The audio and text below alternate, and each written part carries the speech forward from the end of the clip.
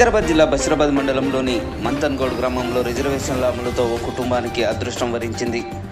ఏకంగా కుటుంబానికి సర్పంచ్ పదవితో పాటు 2 వార్డు సభ్యులు కూడా వాళ్ళ ఇంటి నుండే ఎన్నికవుతున్నారు.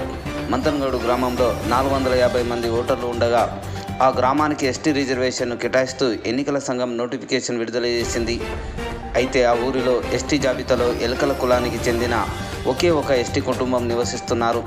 దీంతో ఆ కుటుంబంలోనే ఒకరు సర్పంచ్గా, మరో 2 వార్డు సభ్యులుగాను వారి కుటుంబంలో నుంచే ప్రాతినిధ్యం వహించాల్సిన పరిస్థితి ఏర్పడింది.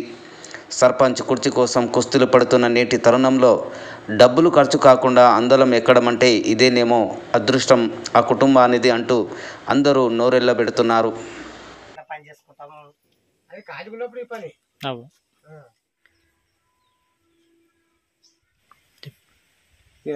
పని మంతన్గౌడ్ బషీరాబాద్ మండలం ఎస్టీకి వచ్చింది. ఇది సర్పంచ్ ఒక్కనే ఉన్నాము, మాట్లాడుకొని చెప్తాము.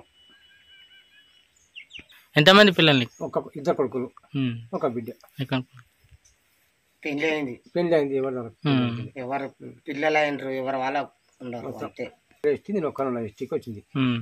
నువ్వేమనుకుంటున్నావు దాదా? ఇప్పుడు నీకు ఒక్కనికి వచ్చింది కదా, నీకు ఎట్లా అనిపిస్తున్నది? మాట్లాడుకొని చెప్తాం. పెద్దలకి ఊళ్ళ గ్రామం ఉన్నది కదా, అడగాలి వాళ్ళ కాడికి మాట్లాడుకొని ఓకే చేసుకుంటాం. మేము ఏనే ఉన్నాము ఇక్కడనే. 20 ఏళ్ళు అవుతుందా? పెళ్లిళ్ళు అయిపోయినాయి మొత్తం ఇక్కడనే అవుతున్నాం మాకు చట్టంతో.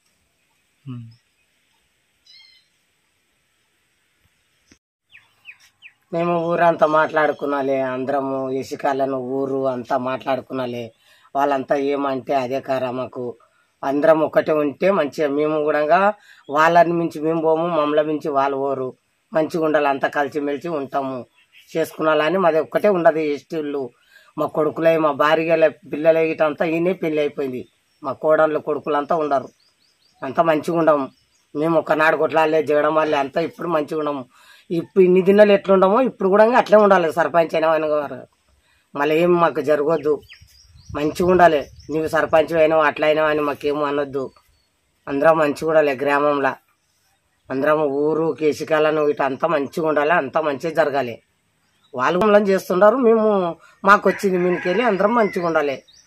మీరు ముందర ఉంటే మేము వెంట వస్తాము, పనులు కూడా చెప్పమంటే చేపిస్తాము. మాకైతే ఏం తెలియదు అంతే. ఇక ఒక్కరికి వచ్చింది, ఇక పెద్ద మనుషులు ఏమంటే అదే కారా అని మేము అట్లా అనుకుంటున్నాం. మీదికెళ్ళి వచ్చిన దానికి మనం ఏం చేయలేము.